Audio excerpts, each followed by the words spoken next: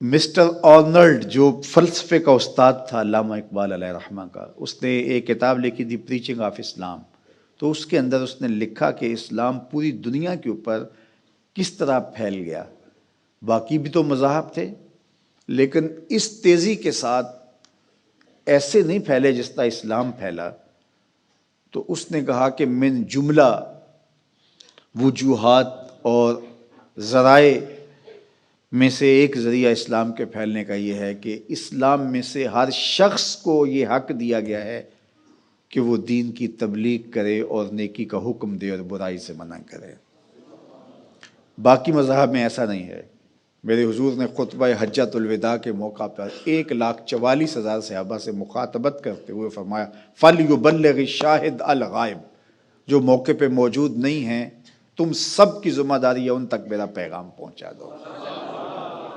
بلغوا عنی ولو آیہ، میری جانب سے ایک آیت بھی آتی ہو تم نے اس کو آگے منتقل کرنا ہے.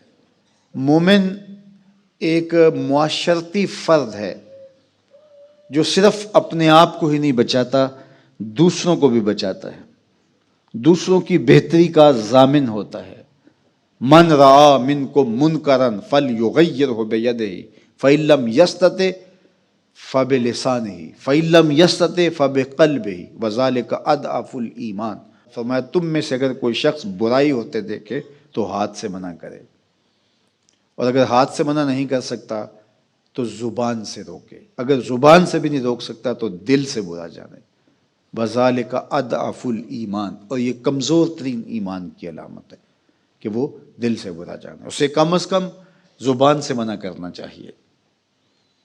کوشش تو ہو کہ ہاتھ سے منع کرے، لیکن آج کل وہ کہتے ہیں جی اب کسی کو کہنے کا زمانہ نہیں رہا.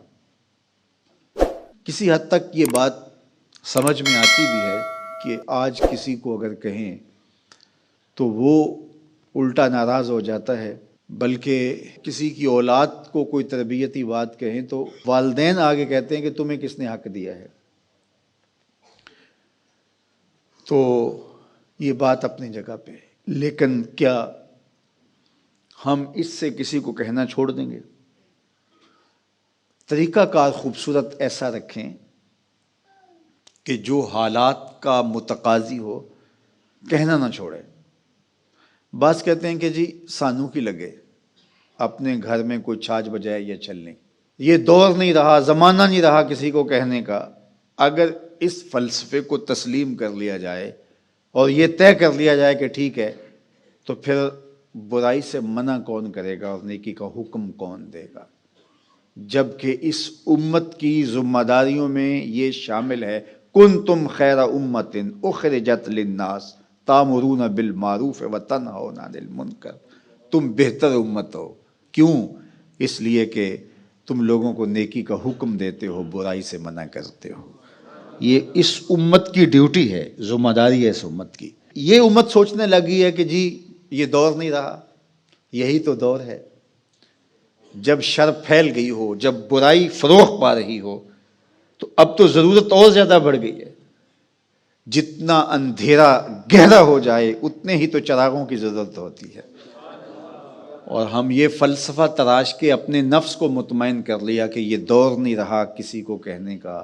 حضور نے مثال بیان فرمائی کہ کشتی میں سارے لوگ قابض ہو کے اپنی جگہ کو طے کر کے بیٹھ جاتے ہیں اور سفر شروع ہو جاتا ہے، اور ایک شخص اپنے ہی حصے کی جگہ میں سوراخ کرنا شروع کر دیتا ہے، اور باقی اگر اس کا ہاتھ نہیں پکڑتے، اس کو روکتے نہیں ہیں اور کہتے ہیں ٹھیک ہے وہ اپنی جگہ پہ کر رہا ہے، اپنے گھر چھاج بجائے چلنی ہمیں کیا لگے. تو تھوڑی دیر کے بعد کشتی ڈوبے گی تو یہ بھی سلامت نہیں رہ پائیں گے. اور اگر اس کا ہاتھ پکڑ لیتے ہیں تو وہ بھی بچے گا اور یہ بھی ڈوبنے سے محفوظ رہیں گے. جب برائی پنپتی ہے، برائی کی نشو و نما ہوتی ہے، تو کیا وہ چنگاریاں ہمارے گھروں کو خاکستر نہیں کرتی ہیں؟ معاشرہ تباہ ہوتا ہے تو ہم اپنی اولادوں کو پھر کس طرح بچا پائیں گے؟ تو مل کے برائی کو روکنا اور نیکی کا حکم دینا یہ مسلم معاشرے کے تمام افراد کی ذمہ داریوں میں شامل ہے.